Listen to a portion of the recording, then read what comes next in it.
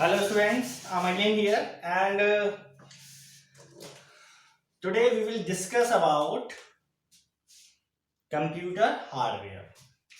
You know, so student, basically we know that our computer has, we say a word computer. So I have already told you in earlier videos that computer is a device which do the calculation, okay, and it is made up of two things, okay. What are these two things? One is hardware,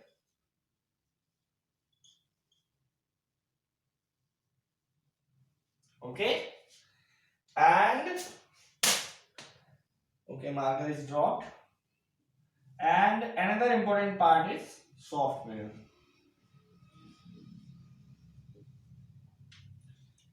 By using these two things, we make our computer. मतलब हम ये कह सकते हैं computer consists of these two things. One is hardware and another is software. And now what is hardware and what is software? Hardware is the part. In hardware part, anything which we can see and touch. The things which can be seen and touched. If anyone asks you the definition of computer hardware, or anyone asks you the hardware, then you can say the things which can be seen and touched. मतलब जो चीजें हम छू सकते हैं, touch कर सकते हैं, these are known as hardware. उनको हम क्या कहते हैं? हार्डवेयर कहते हैं. Very good.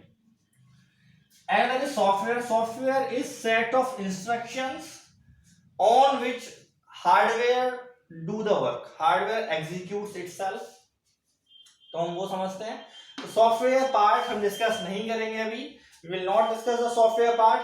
In this video, we will discuss only the hardware part. Okay? So, hardware is also hardware. It is also having two parts. Means there is two type of hardware. Let's see. One is internal, which you will not see directly. Okay, internal parts we don't see.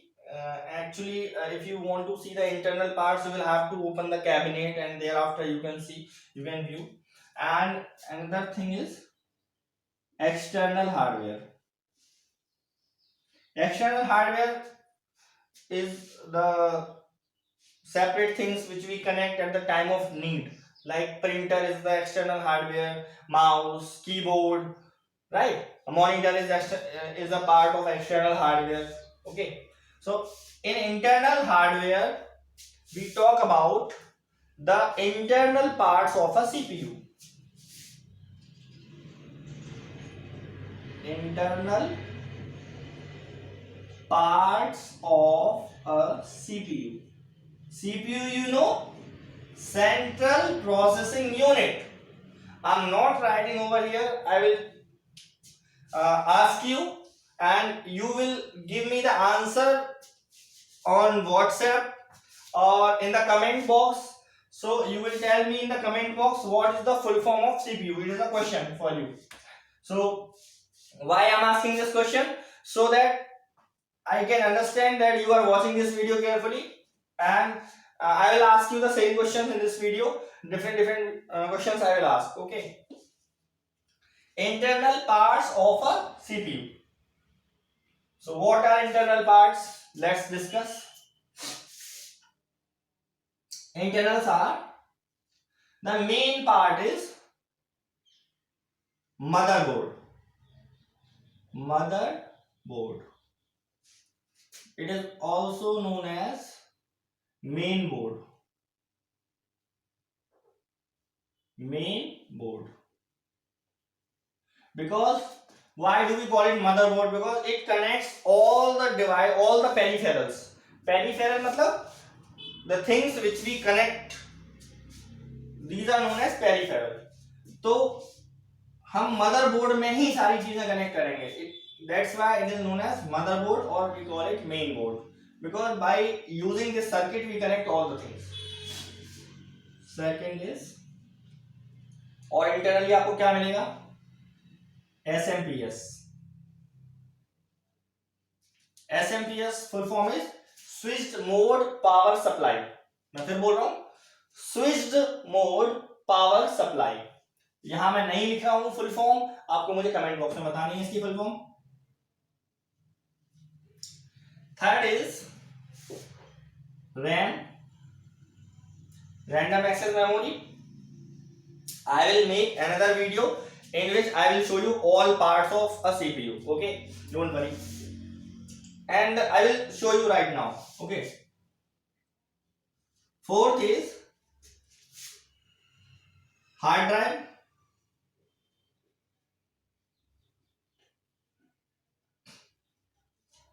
और क्या हो सकता है?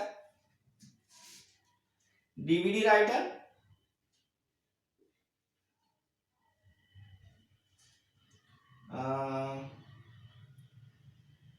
Processor,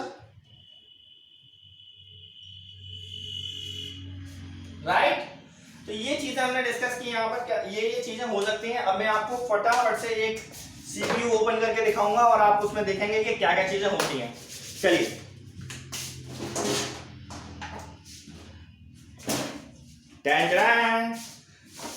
see, I have a CPU box. Let's see how to open it. I'm opening it for you.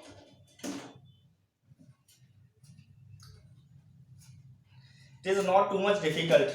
That's why I like desktops very much, because opening of desktop is very easy and anyone can open and change. Let me keep it separately. You see, I hope it is completely visible to you. तो जरा ध्यान से देखेंगे. This is SMPS, switched mode power supply, the second thing which is written over the board.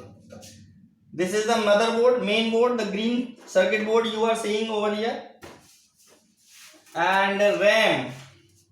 RAM is this small plate. Let me take it out and show you. This chip is known as RAM. Are you able to see? This is RAM. We can increase and decrease RAM easily in the desktops.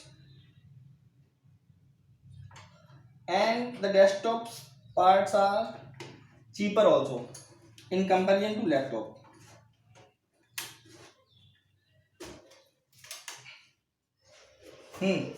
This is the heat sink. Actually इस heat sink के नीचे ही processor लगा हुआ है. एक छोटे size का processor है. I have some separate processors, I will show you.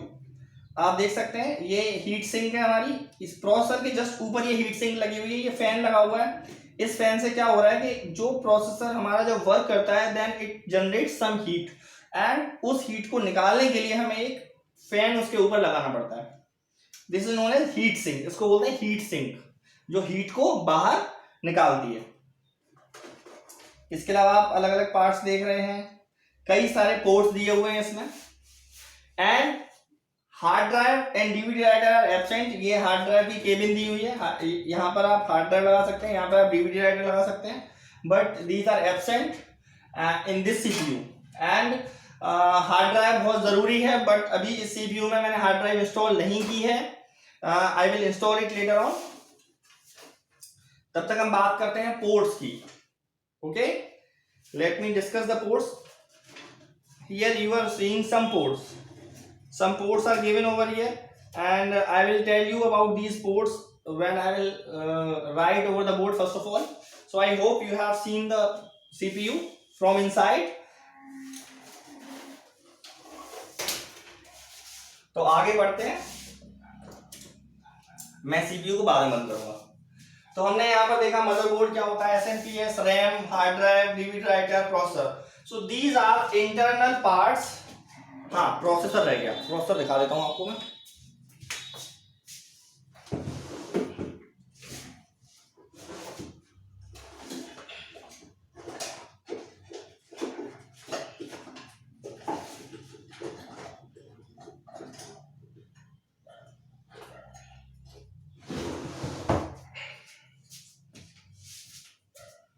हाँ जी, मेरे पास ये दो प्रोसेसर हैं, थोड़े पुराने हैं बट आप देख सकते हैं इसमें ये है आपका इंटेल का प्रोसेसर है, P3 प्रोसेसर है। और देखिए आप कितना छोटा बना हुआ है, इसके अंदर जो नैनो पार्टिकल्स लगे हुए हैं, बहुत सारी पिन निकली हुई हैं, आप देख सकते हैं। इन पिन्स को उस बोर्ड के ऊपर फिट किया जाता है। और आप एक और देख रहे हैं, ये आपका P3 है, पेंटियम 3 मलय, ये भी इंटेल कंपनी ने बनाया है। आप देख सकते हैं ये प्रोसेसर हल्का है, थोड़ा लाइट है, और ये प्रोसेसर थोड़ा हैवी है। It is smaller in size and it is larger in size. You can view, you can see, and this is the most costly and most essential part of a computer. क्योंकि जितनी भी computing होती है, आप चाहे game खेल रहे हो या फिर आप कोई ऑफिस वर्क कर रहे हो, all works are done by these processors. बाकी सारी डिवाइसेस कंप्यूटर में केवल उसको ऑपरेट करने के लिए यूज होती हैं, लेकिन जो मेन वर्क होता है कैलकुलेशन का, प्रोसेस को इंप्लीमेंट करने का, वो इस प्रोसेसर के थ्रू होता है। और आप देख रहे हैं कितना छोटा सा प्रोसेसर होता है। और आजकल आप देख रहे हैं मोबाइल फोन्स आते हैं, इसीलिए मोबाइल फोन में बहुत सारे वर्क पॉसिबल होते हैं, क्योंकि उसमें बाकी चीजों को छोटा बना दिया गया है, क्योंकि प्रोसेसर तो वैसे भी छोटा होता है। You can see, okay, let's move, आगे बढ़ते हैं। चलिए, तो हमने यहां पर डिस्कस किया कि internal parts of a CPU, तो इसके अलावा भी कुछ पार्ट्स हो सकते हैं। तो ये बहुत एसेंशियल पार्ट्स मैंने यहां पर लिखे थे। I have written most essential parts of a CPU, but there are some other parts also which are given in this book, and I'm explaining about them.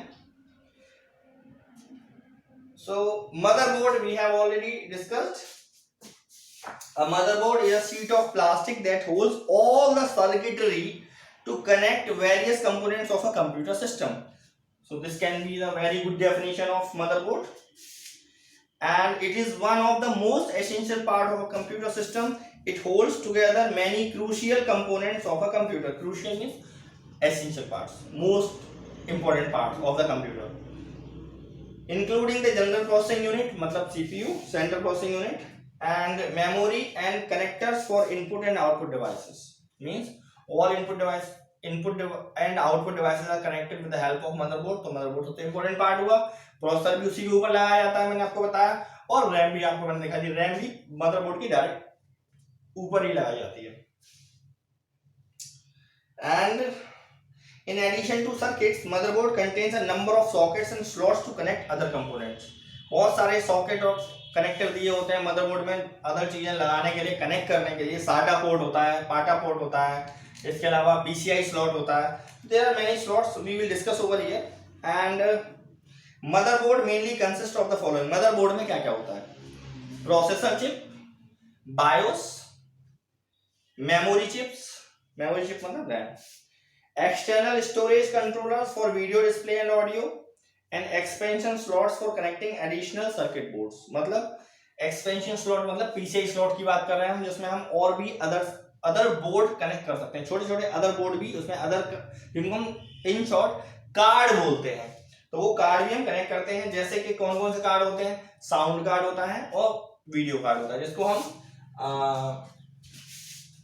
क्या बोलते हैं? वीडियो कार्ड को, video card को हम बोलते हैं graphic card. क्या बोलते हैं? ग्राफिक कार्ड, जिसको गेम खेलने के लिए यूज किया जाता है। Actually whenever we play the game in computer, तो कंप्यूटर गेम खेलने के लिए हमें ग्राफिक्स की बहुत ज्यादा जरूरत होती है, और ग्राफिक्स बहुत अच्छे क्वालिटी के होने चाहिए, तभी हमें उसका बेनिफिट मिल पाता है, और गेम हमारा उसी पे वर्क करता है ना।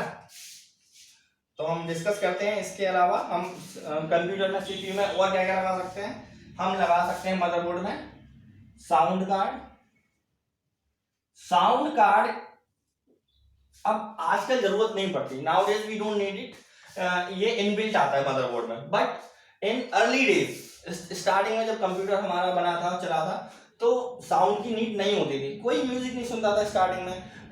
Computers are basically designed for some specific task, some office task, तो वहां पर ना हमें साउंड की नीड नहीं होती थी स्टार्टिंग में, तो इसलिए साउंड कार्ड नहीं होते थे। But after some time as people started feeling that there is need of sound, तो फिर उसके लिए क्या किया गया, एक अलग से साउंड कार्ड बनाया गया जिसको पीसीआई स्लॉट में लगाया जाता था।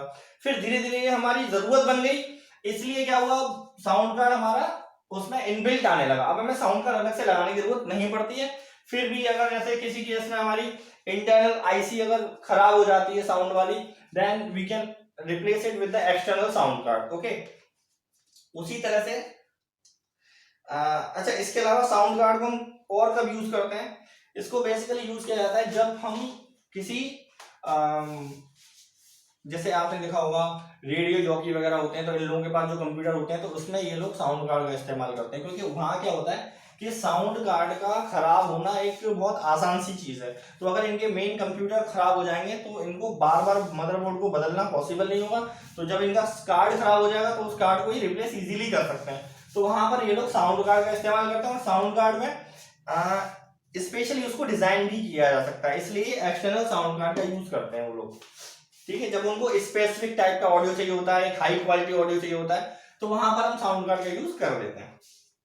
आगे बढ़ते हैं, video card. Video card is also known as graphic card. Video card is also known as graphic card. तो इसको स्पेशली कब यूज किया जाता है, जब आप बहुत ज्यादा हैवी ग्राफिक का यूज करें, जब आप प्रेजेंटेशंस के लिए कंप्यूटर अपना असेंबल करें, प्रेजेंटेशंस के लिए बनाएं, या फिर आप चाहें कि आप गेमिंग करना चाहें हैवी गेमिंग के लिए, और heavy gaming use graphic cards. Okay, like so many games are there, IGI, Counter Strike, PUBG, and there are so many games, and if you want to play them with a good quality, then you will have to install a graphic card in your computer definitely. And उसके बाद हम बात करते हैं CPU। CPU is known as central processing unit. अभी मैंने आपको दिखाया था CPU। अभी रिसेंटली हमारे पास दो कंपनी है जो हमारी CPU डिजाइन करती हैं, वन इज इंटेल जिसके बारे में हम पहले से जानते हैं, और एक और कंपनी है AMD। इसके अलावा भी कंपनीज डिजाइन करती हैं सीपीयूज, प्रोसेसर बनाती हैं, बट ये कंपनीज बेसिकली हमारे कंप्यूटर के लिए ये दो कंपनी ही बनाती हैं अभी तक। तो Intel and AMD are the designer of processors. तो अभी इंटेल में आप सुन सकते हैं i3, i5, i7 is a series of processor. तो जैसे कि मैंने आपको बताया, इंटेल कंपनी के ना आपको जो प्रोसेसर मिलेंगे वो i3, i5, i7 मिलेंगे। Earlier there were many processor which were designed by Intel, but अब हम AMD की बात करें तो AMD के प्रोसेसर को हम जान सकते हैं A6, A9, right, and Ryzen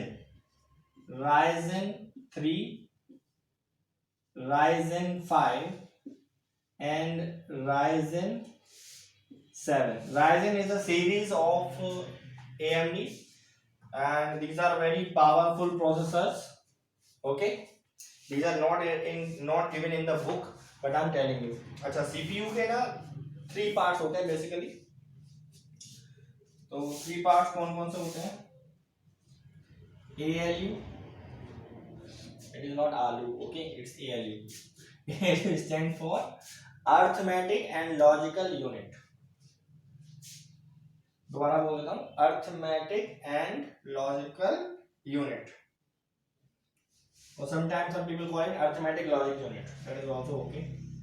Second is Control Unit, that is known as CU, Control Unit, and the third is Memory Unit.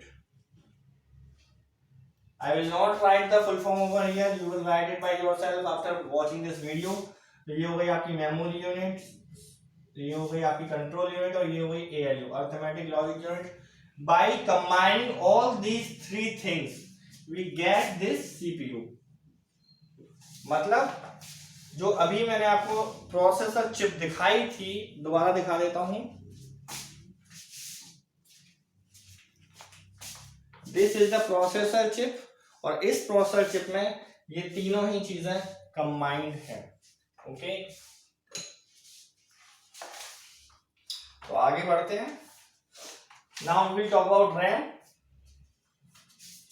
तो रैम के बारे में हम डिस्कस करेंगे। RAM is known as random access memory, मतलब it is also known as primary memory. RAM को हम primary memory भी कहते हैं।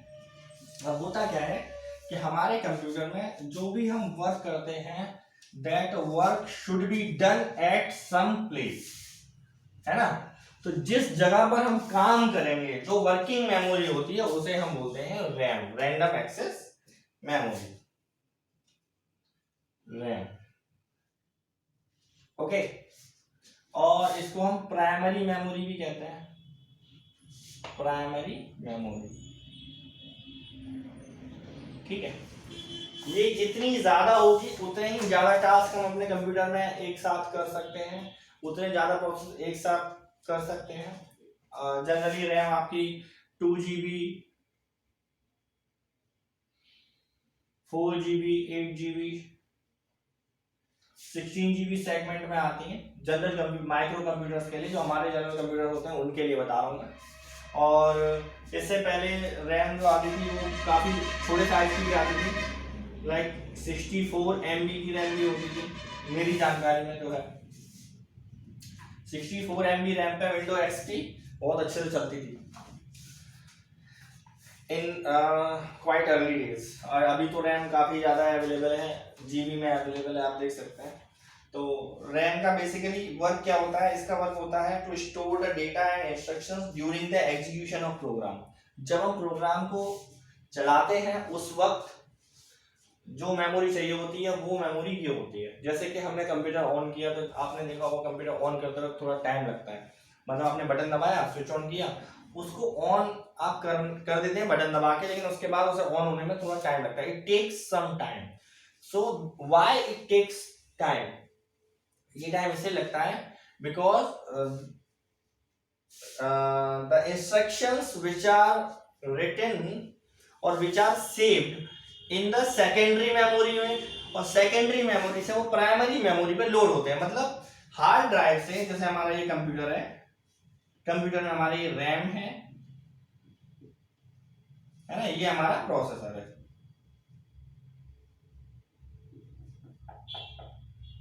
Processor unit. ओके, देन ये हमारी हार्ड ड्राइव है। Whenever we switch on the computer, तो होता क्या है कि हार्ड ड्राइव से जो इंस्ट्रक्शन होते हैं वो रैम के ऊपर लोड होते हैं। It takes some time this. अब रैम ज्यादा होगी तो this work will be done in no time, time बहुत कम लगेगा, और रैम कम होगी तो टाइम ज्यादा भी लग सकता है। तो कंप्यूटर को ऑन होने में जितना भी टाइम लगता है वो डिपेंड करता है उसमें कंपोनेंट कैसे हैं, स्पीड कितनी है। बट जो टाइम लगता है वो लगता क्यों है? वो टाइम इसलिए लगता है बिकॉज हार्ड डिस्क से जो इंस्ट्रक्शन होते हैं वो रैम के ऊपर लोड होते हैं, उसमें थोड़ा टाइम लगता है, तब हमारा कंप्यूटर, हम कहते हैं कि वर्किंग स्टेट में आता है। वर्किंग स्टेज में आएगा तब हम कहेंगे हाँ हमारा डेस्कटॉप दिखने लगा, ये हमारा कंप्यूटर ऑन हो गया। तो इसलिए ये टाइम लगता है, क्योंकि जितना भी काम हम करते हैं वो सारा का सारा रैम पे होता है। जब हम उस फाइल को सेव कर देंगे, किसी भी फाइल को, तो जाके वो हार्ड डिस्क में स्टोर हो जाएगी, अदरवाइज वो रैम पे ही रहेगी। और रैम का जो डेटा होता है, it is volatile memory, RAM का जो डेटा होगा वो बिल्कुल भी सेव नहीं हो सकता। As the computer will reduce the power, या पावर कट हो जाएगी, उसके बाद क्या होगा, रैम का जो डेटा होगा वो चला जाएगा, गायब हो जाएगा। कई बार आपने देखा होगा बिना यूपीएस के आपने कंप्यूटर अपना कनेक्ट कर लिया और लाइट चली गई, एकदम कंप्यूटर आपका ऑफ हो गया, तब जो भी वर्क कर रहे होंगे वो वर्क चला गया। ठीक है, क्यों चला गया? बिकॉज रैम के ऊपर इंस्ट्रक्शन दोबारा लोड होंगे जब आप कंप्यूटर को ऑन करेंगे तो। ठीक है, चलिए आगे बढ़ते हैं। तो ये रैम के भी कई तरह के टाइप होते हैं। रैम में हमारी दो तरह की रैम आती है, एक होती है डायनामिक रैम और एक होती है स्टैटिक रैम। ओके, तो आजकल हमारी जो रैम आती है वो दोनों तरह की आती है, और कई बार ऐसा भी होता है कि दोनों को मिला के रैम बनाई जाती है। तो हम उसको, आजकल जो रैम आती है उसको हम जानते हैं एसडी रैम के नाम से, static and dynamic RAM. But इसमें केवल डायनामिक रैम और केवल स्टैटिक रैम का प्रोविजन भी है। ठीक है, चलिए हम डिस्कस करते हैं क्या होता है ये। तो the information stored in dynamic RAM has to be refreshed after every few millisecond, मतलब उस मेमोरी को रिफ्रेश होना है हर थोड़ी देर में। सो अदरवाइज इट इज इरेज्ड, वरना वो इरेज हो जाएगी memory. So DRAM is mostly used for system memory because it is cheaper and has a higher storage capacity than static RAM। तो इसमें ज़्यादा डेटा स्टोर हो सकता है और ये सस्ती भी आती है। ठीक है, तो स्टैटिक रैम की हम बात करते हैं। स्टैटिक रैम जो होती है वो उनको रिफ्रेश करने की जरूरत नहीं होती है, but it remains stable as long as the power supply is provided. जब तक पावर सप्लाई रहेगी तब तक वो डेटा उसके ऊपर रहेगा, बट ये थोड़ी सी कॉस्टली होती है। SRAM is costlier but has a higher speed than DRAM, but इसकी स्पीड ज्यादा होती है क्योंकि इसको रिफ्रेश करने की जरूरत नहीं है बार बार। जब जरूरत पड़ेगी तो ये नए ब्लॉक्स में मेमोरी को स्टोर करा लेगा। आगे हम बात करते हैं रैम के साथ ही डिस्कस करते हैं रोम को। ROM read only memory, read only memory. अब इसका क्या फायदा है? आपने देखा होगा MS वर्ड आपने कंप्यूटर में इंस्टॉल किया, लाइट चली गई, आपने कंप्यूटर को दोबारा स्टार्ट किया तो आपका MS वर्ड तो ओपन हो गया, बट MS वर्ड के अंदर जो आपने टाइप किया था वो नहीं आया वापस, है ना। तो MS वर्ड तो ओपन हो गया ना, तो क्यों ओपन हो गया? Because it was saved in read only memory, that's why. इसके अलावा ऐसा भी होता है कि कुछ डिवाइसेस आपकी ऐसी होती हैं, जैसे कि आप लोगों ने देखा होगा आपका AC है, फ्रिज है, जो स्मार्ट डिवाइसेस हैं उनकी हम बात करेंगे, तो वहां पर रैम का यूज नहीं होता, वहां रोम का यूज होता है, रीड ओनली मेमोरी का यूज होता है। आपकी पावर चली जाए, पावर कट हो जाए तो रोम के ऊपर कोई इफेक्ट नहीं पड़ता, जो आपकी मेमोरी है वो सेव रहेगी, इंस्ट्रक्शन आपके सेव रहेंगे, इससे कोई दिक्कत नहीं होगी। रीड ओनली रोम का सबसे ज्यादा यूज एम्बेडेड सिस्टम्स में ही होता है। तो हम देखते हैं ROM is an essential component of the memory unit. A computer, being a machine itself, has no intelligence or memory, and it requires instructions which are given by mem, है ना। Instruction तो ये होते हैं। Whenever a computer is switched on, जब भी computer switch on होता है, ध्यान से सुने मेरी बात, it searches for the required instructions, तो ये required instruction को सर्च करता है। The memory consisting of the essential instruction is known as read only memory. This memory is permanent and is not erased when the system is switched off. System जैसे आपका switch off हो गया तो भी ये memory erase नहीं होगी। And so ROM is a non volatile memory, ये नॉन वोलेटाइल है। And as is clear from its name, it is read type of memory, that is it can be read only and not be written by user and programmer. Programmer और user इसको नहीं कुछ कर सकते। जैसे कि मैं बात करता हूं, जैसे हमारा कंप्यूटर है, ओके, कंप्यूटर हमारा ऑफ हुआ, कई बार ऑफ हुआ, ऑफ होने के बाद क्या हुआ कि उसमें से विंडो हमारी करप्ट हो गई, ओके। फिर आप क्या करोगे? Then you will install a new copy of window, okay. But window को इंस्टॉल करने के लिए भी तो उसके अंदर कुछ इंस्ट्रक्शंस पहले से सेव होने चाहिए, जिससे कि आप विंडो इंस्टॉल करने के इंस्ट्रक्शन दे पाए। तो वो जो बेसिक इनपुट आउटपुट सिस्टम जिसको हम बोलते हैं BIOS, basic input output system, तो वो भी तो एक मेमोरी है, उसमें भी तो कुछ ना कुछ इंस्ट्रक्शन सेव है, तभी तो आप इंस्ट्रक्शन दे पा रहे हैं कंप्यूटर को। तो वो कंप्यूटर में आप इंस्ट्रक्शन दे पाए उसके लिए उसमें कुछ इंस्ट्रक्शन जो प्री सेव्ड होते हैं, so these are saved in ROM, read only memory, right. इनके भी टाइप हैं बेसिकली। जो रोम होती है वो 3 तरह की होती है। कौन सी? प्रोम, मतलब P stands for प्रोग्रामेबल, मतलब आप इसको प्रोग्राम कर सकते हैं, ओके। सेकेंड इज EEPROM,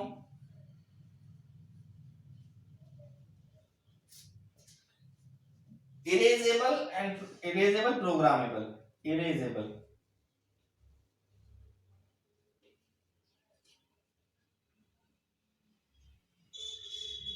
मतलब आप इंस्ट्रक्शंस को एक पर्टिकुलर डिवाइस पर कनेक्ट करने के बाद उस मेमोरी को इरेज करके न्यू इंस्ट्रक्शन इंस्टॉल कर सकते हैं। इसके अलावा आपकी जो थर्ड है वो है EEPROM।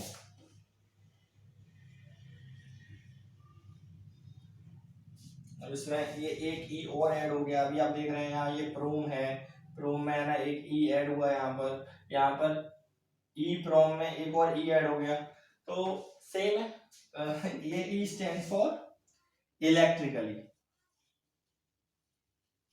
इलेक्ट्रिकली इरेजेबल प्रोग्रामेबल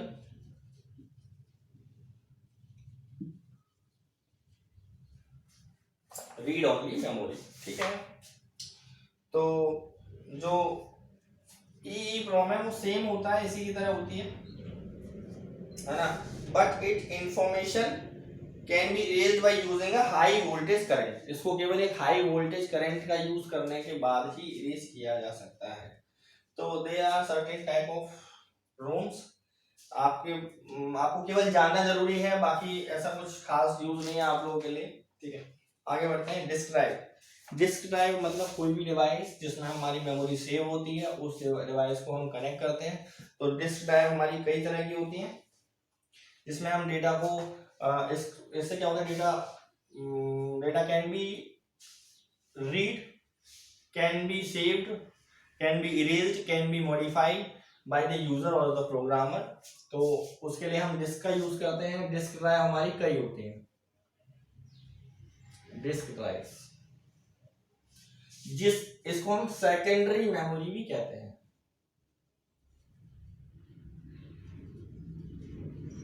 मतलब जिसमें हम डेटा सेव कर पाए, मतलब CD, compact disk, DVD, digital versatile disk and pen drive. Data को रिलीज कर सकते हैं, न्यू डेटा स्टोर कर सकते हैं। ब्लू-रे डिस्क, इसके अलावा आपका और क्या क्या चीजें यूज होती हैं, hard disk drive, solid state drive. Actually ये SSD जो है वो एक न्यू थिंग है, इसमें स्टैटिक मेमोरी का यूज होता है और इसमें कोई भी हार्ड डिस्क की तरह से डेटा सेव नहीं होता। हार्ड डिस्क खराब होने के चांसेस ज्यादा होते हैं, जबकि SSD खराब होने के चांसेस कम होते हैं। But SSD is costlier then hard disk drive, तो कई लोग SSD परचेज करते हैं, ये न्यू थिंग है। इसके अलावा आप मेमोरी कार्ड का यूज कर सकते हैं। मेमोरी कार्ड डिफरेंट डिजाइन के आ रहे हैं, जिसमें सबसे ज्यादा आजकल चल रहा है माइक्रो SD कार्ड। ओके, तो मेमोरी कार्ड्स बहुत अलग अलग डिजाइन के आते हैं, अलग अलग जगह पे यूज होते हैं। कैमरे में यूज होते हैं, वीडियो कैमरे में यूज होते हैं, इसके अलावा मोबाइल फोन पे हम लोग यूज करते हैं। इससे पहले सोनी कंपनी के जो फोन आया करते थे, सोनी एरिक्सन, उसमें एक M2 कार्ड हुआ करता था, उसका डिजाइन थोड़ा अलग था बाकी के SD कार्ड से। तो आप ये सब चीजें देख सकते हैं। ठीक है, तो these are the example of disk drives. इसके बाद हम बात करते हैं SMPS, switched mode power supply. इसके बारे में हमने पहले ही बताया था, तो आप इस बुक में भी देख सकते हैं, इस तरह का है। तो इस क्या आपको दिखाई दे रहा है, आप अपनी बुक में देख लीजिएगा। तो जो SMPS है, इसका क्या यूज है, इसका यूज है जो AC पावर आती है। AC पावर मतलब जो आपका नॉर्मल करंट है, जो इलेक्ट्रिकल करंट है आपका, उस करंट से ये DC करंट बनाता है। It converts the current AC to DC। और उसके बाद इसमें कई स्विचेस दिए होते हैं ढेर सारे, जिनको हम अलग अलग डिवाइस, इंटरनल डिवाइसेस, जैसे हार्ड डिस्क में एक अलग पोर्ट लगाया, मदरबोर्ड में एक पोर्ट लगाया, आपको इंटरनल जो डिवाइसेस होती हैं CPU के अंदर लगी होती हैं, उनको करंट प्रोवाइड करने के लिए हम SMPS का यूज करते हैं। तो SMPS में कई सारे पोर्ट दिए होते हैं जो कि पावर उसको देता है बेसिकली। इसके बाद हम बात करते हैं मॉडेम की। मॉडेम हमारे दोनों तरह के अवेलेबल होते हैं, इंटरनल और एक्सटर्नल भी। मॉडेम क्या होता है, modem is basically used for, actually modem word came from two words, MODEM। MO stands for modulator and DEM stands for demodulator। इसका वर्क क्या है बेसिकली, अब आप समझिए। ये आपका एक कंप्यूटर है। ओके, कोई भी डिवाइस है, कंप्यूटर के अलावा भी कोई डिवाइस हो सकती है, मोबाइल फोन हो सकता है, उसमें हमारा मॉडेम कनेक्ट है। ओके, ये हमारा नेटवर्क है, इंटरनेट है। ये नेटवर्क कितना भी बड़ा हो सकता है, इसमें बहुत सारे चैनल यूज हो सकते हैं। फिलहाल मैं केवल एक लाइन बना दे रहा हूँ। फिर एक और मॉडेम है, और इस मॉडेम के थ्रू कनेक्ट है एक और कंप्यूटर। सपोज करो आपने ईमेल भेजा, कोई डेटा आपने भेजा, तो एक कंप्यूटर से आपने दूसरे कंप्यूटर पर भेजा, और ये जो बीच में कनेक्शन है ये है आपका टेलीफोन लाइन। क्या है? Telephone line. सपोज करो आपने ईमेल भेजा, ईमेल में लिखा आपने हेलो, तो आपको क्या लगता है ये हेलो क्या HELLO जाके ट्रांसफर होगा, हवा में उड़ता हुआ जाएगा हेलो, या फिर इस वायर के ऊपर चलता हुआ जाएगा हेलो? ऐसा नहीं होता है।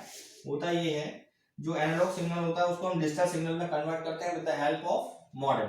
ओके, और फिर क्या होगा कि वो data in the digital form दूसरे मॉडेम तक जाएगा, और वो दूसरा वाला मॉडेम क्या करेगा, उसको वापस से एनालॉग सिग्नल में कन्वर्ट करेगा, और आपके दूसरे कंप्यूटर की स्क्रीन पे भी आपको हेलो दिखाई देगा। So this is the best example of modem. यही मॉडेम का वर्क है। तो the term modem is formed by combining the two words modulation and demodulation. Modem is a data communication equipment that translates the digital signal used by a computer into analog signal of the kind that travel by conventional telephone lines. The process of translating digital signal into analog signals is called modulation. उसको हम modulation कहते हैं। And a modem is also converts the analog signal into digital signal at the receiving end of a computing device. मतलब ये कि यहाँ digital signal है, digital signals को एनालॉग सिग्नल में कन्वर्ट किया जा रहा है, एनालॉग सिग्नल मूव कर रहे हैं, और उसके बाद उनको वापस से डिजिटल सिग्नल में कन्वर्ट किया जा रहा है। तो ये काम होता है with the help of modem. और मॉडेम जो होते हैं वो दो तरह के अवेलेबल है, एक हमारे इंटरनल और एक एक्सटर्नल। तो हीट सिंक के बारे में मैंने आपको अभी बताया था, जैसे कि दिखाया भी था मैंने आपको हीट सिंक। तो heat sinks are basically used at two places. Heat sink को हम दो जगह यूज करते हैं। जहां कहीं भी हैवी प्रोसेसिंग होती है तो वहां कुछ हीट जनरेट होती है, तो उस हीट को रिलीज करने के लिए हम हीट सिंक का यूज करते हैं। तो हीट सिंक बेसिकली दो जगह पे यूज होती है, दो, या हम कह सकते हैं दो से ज्यादा प्लेसेस पर यूज हो सकती है। एक तो हमारी यूज होती है ये मदरबोर्ड के ऊपर, प्रोसेसर के ऊपर, प्रोसेसर के टॉप पे हम एक हीट सिंक लगाते हैं। इसके अलावा हम दूसरी जगह कहाँ लगा सकते हैं, ग्राफिक कार्ड में हीट सिंक लगी हो सकती है, ग्राफिक कार्ड में, क्योंकि ग्राफिक कार्ड में भी हैवी प्रोसेसिंग होती है, उसमें सेपरेट प्रोसेसर यूज होता है। एंड ग्राफिक कार्ड के अलावा हमारा काम होता है SMPS, switched mode power supply. SMPS में भी क्या होता है कि जब हीट जनरेट होती है, जब हम AC to DC कन्वर्ट करते हैं, then it generate some heat, तो उस हीट को रिलीज करने के लिए हम फैन का यूज करते हैं, तो वहां पर भी हीट सिंक का यूज होता है। तो बेसिकली ये थ्री प्लेसेस पे हम हीट सिंक का यूज करते हैं। And we can say that a heat sink is an electronic device designed to disperse the heat generated by the CPU and cools it for improving performance and reliability. It also avoids the premature failure of the components. हाँ जी, बिल्कुल सही है। आप लोगों ने देखा होगा जो भी है ना कंप्यूटर पार्ट्स होते हैं, जहां जहां भी हम कंप्यूटर यूज करते हैं वहां पे हम AC भी इंस्टॉल करते हैं, आपने देखा होगा। तो AC को क्यों लगाते हैं? ACs are used for cooling the devices, cooling the systems, जिससे कि हमारे जो पार्ट्स हैं इजीली खराब ना हो, क्योंकि उनकी एक टेम्परेचर कैपेसिटी है, उस पर्टिकुलर टेम्परेचर पे वो वर्क कर सकती है डिवाइसेस, और उससे ज्यादा अगर टेम्परेचर होगा तो वो डिवाइसेस क्या होंगी, खराब हो जाएंगी, इलेक्ट्रॉनिक पार्ट जो होंगे वो खराब हो जाएंगे। वैसे भी जब इलेक्ट्रॉनिक पार्ट वर्क करते हैं then they release a lot of heat, तो अगर उस हीट को हम रिलीज नहीं करेंगे, उस हीट को नहीं वहां से हटाएंगे, नहीं डिस्पर्स करेंगे, then what will happen, those parts will be useless after some time, after a particular temperature. तो इसलिए हम ये करते हैं, वहाँ AC इंस्टॉल करते हैं। और AC भी क्या होता है कि हर जगह नहीं हो सकता, नहीं हर जगह काम कर सकता, तो वहां पर हम हीट सिंक का यूज करते हैं। तो हीट सिंक हमारा थोड़ा बहुत काम हीट सिंक कर देती है, बाकी इससे ज्यादा जरूरत होती है तो फिर हम वहां पर AC इंस्टॉल कर देते हैं। Okay students, so this is all about the internal parts of the computer. इसके अलावा हम जो नेक्स्ट वीडियो बनाएंगे उसमें हम कंप्यूटर में जितने भी पोर्ट्स यूज होते हैं उन पोर्ट्स को डिस्कस करेंगे, और उसके बाद हम एक और वीडियो बनाएंगे, उसमें हम डिस्कस करेंगे एक्सटर्नल हार्डवेयर। ओके स्टूडेंट्स, तो मैं जहां तक समझता हूँ मैंने आपको काफी कुछ बता दिया इस वीडियो में, और अब बाकी जो चीजें हैं वो हम अगले वीडियो में डिस्कस करेंगे। Okay students, till then thank you, have a wonderful time.